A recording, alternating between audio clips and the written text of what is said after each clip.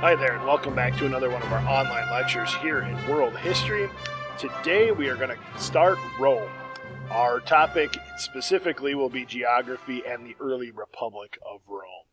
So, if you are in my class, I'd like you to write these two constructive response questions on your notes packet. The first question says, describe who the earliest Roman settlers were and how Rome was founded according to the Romans. So we're going to look at a couple of different groups that founded Rome, but we're also going to look at a legend that the Romans would have told about how their civilization came to be. Now the next question says, compare and contrast the Roman Republic and the Roman Empire using specific examples. Well, Rome really has two time periods. There's the Roman Republic period, which we're going to talk about today, and then there's the Roman Empire. And so this question won't be something that we can answer today. It's something that we're going to add to as we move forward. But at least we'll get introduced to part of this question as we talk about the Roman Republic. So what are we specifically going to look at here? We'll talk about the origin and geography of Rome. This is where we're going to talk about really Italy, but we'll also look at the story of Remus and Romulus, which is the myth that the Romans would have told of the origin of their civilization. But then we're going to talk about the actual earliest Romans. There's three groups that really settled in or around Italy, and they're called the Latins, the Greeks, and the Etruscans. And that's where the Romans get most of their culture from. That's who they borrow from. Then we'll look at early Roman culture by talking about the Roman Republic, and we will finish by looking at how Rome's power expands specifically across the Mediterranean Sea as they fight a city-state called Carthage in something called the Punic Wars, which is going to set up what we're going to do the next couple of days in class. So that is our plan here. So let's set the stage. With the defeat of the Persians by Alexander and the eventual decline of the Greek civilization, power would eventually shift west towards the Italian peninsula. So if you look at my little map that I have here, last unit we studied Greece.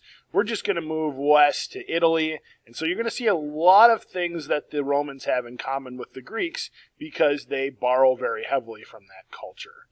So this civilization is on the decline. This civilization is on the rise. The Romans would build an amazing empire filled with many different cultures and help spawn a brand new religion called Christianity. So in this unit, we will talk about Jesus and his teachings. We will also see how the Romans helped Christianity grow and spread. That'll be one of our unit outcomes later on. So let's talk about the origins of Rome. According to the Romans, their legend says that twins Romulus and Remus were abandoned on the Tiber River and raised by a she-wolf. This would have been the story the Romans told and passed on from generation to generation. Later, as the two boys grew up, they decided to build a city, and they got into a disagreement, and eventually Romulus kills Remus, and the city of Rome is named after Romulus. Do we think this actually happened? No, we do not. It would be very difficult for us to believe that two children could be raised by a wolf. So it's a myth. And we know the power of myth. We've talked about that with our unit on Greece. But this is what the Romans would have truly believed in. If you would have asked them where they came from, this is the story they would have told you. So sometimes understanding the beliefs of a group of people, even if those beliefs may not be 100% true, still gives us an insight into who they were and a little bit about their culture. It's kind of a fun little story, too, on top of that. I've been to Rome, and so I'm going to show you some of my pictures throughout this unit, and this is actually from Pisa, which is near Florence, which is north of Rome. But as we were walking around near the Leaning Tower of Pisa, in fact, this is just a couple, probably maybe 100 yards from the Leaning Tower of Pisa, I saw on top of this pillar, there's the statue of Romulus and Remus with the she-wolf, so I had to take a picture of that. All right, geography of Greece. Well, we're not going to spend as much time on geography in this particular unit because we've actually already studied some of the places that the Romans will absorb, like, for example, Greece and Egypt. So when I talk about geography here, I'm going to give you the bare basics of geography of Italy. The Roman Empire will expand considerably beyond Italy, but as it starts, it's mostly just Italy. So Rome was built on the 7 rolling hills of the Tiber River. So water matters here. The Tiber River runs through Rome. This is located on the Italian peninsula, which of course is Italy. And it's bordered by the Adriatic Sea to the east. So that'd be over here on this side of the Italian peninsula. And it is near the midpoint of the Mediterranean Sea, which is going to make it a great location for a civilization and for a capital of a civilization. Location always matters.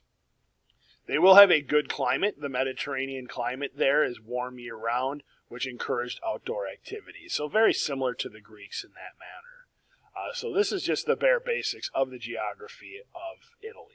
Again, they will expand and they will have a much bigger territory than just this piece of land. There are 3 groups that make up the earliest Romans. The first group is the Latins. So 3 groups settled on the Italian peninsula from 1000 to around 500 BC. So this is about the time when the Greeks are flourishing, or even just prior to the Greeks flourishing. That doesn't mean the Roman Empire or Roman Republic is even a thing yet, but we have people on the Italian peninsula, and slowly they will turn into Romans. So the first group is the Latins. The Latins provided the Romans with the basis of the Latin language. Language is going to be a big thing for the Romans because Latin will be their common language, especially in the western part of the empire. And when you have a common language, that makes trade easier. It makes all facets of your communication easier. And so that language comes from a group of people called the Latins. The second group we should know quite well, the Greeks. The Greeks are definitely going to have a heavy influence on the Romans. So the Greeks settled in southern Italy and spread Hellenistic culture after the decline of the Greek culture. So they basically brought Greek culture with them. They're going to bring with them architecture. They're going to bring with them philosophy, like you see Socrates here. They're going to bring with them their religion. They're going to bring with them democracy. So these are all things that are eventually absorbed into Roman culture. So you're going to definitely see Greek columns in a lot of the Roman architecture. The Roman Republic, as we're going to talk about here in a minute, will embrace democracy, philosophy. I mean, and one thing, like I said, is not mentioned in here is the Roman gods. The Roman gods were the Greek gods. They just renamed them. So they borrowed very, very heavily from the Greeks. The last group is the Etruscans. The Etruscans were skilled metal workers native to northern Italy. You can kind of see in these green areas where they were located on this map. So here in northern Italy. And what they give the Romans, or what they influence the Romans, are their athletic competitions and their fighting and killing. So example like the gladiatorial battles that the movie Gladiator, which you see here, is made famous for. Some of those ceremonies and some of those physical events were certainly influenced by this Etruscan civilization. So all 3 of these groups, the Latins, the Greeks, and the Etruscans, really provide the basis for what will become Roman culture. So here's just a map that shows us where some of those are located. So you see this crosshatch pattern here is the Etruscans. The Greeks were a little bit more to the south, which just makes sense because Greece is just off to the east here on this map. And then the Latins are what you see in purple. So it's all really confined to the Italian peninsula. When Rome started, it was not the big powerhouse that it would eventually become. So worth showing that here. All right, we are going to stop part 1 there. That kind of gave us the basis of the origin of Rome.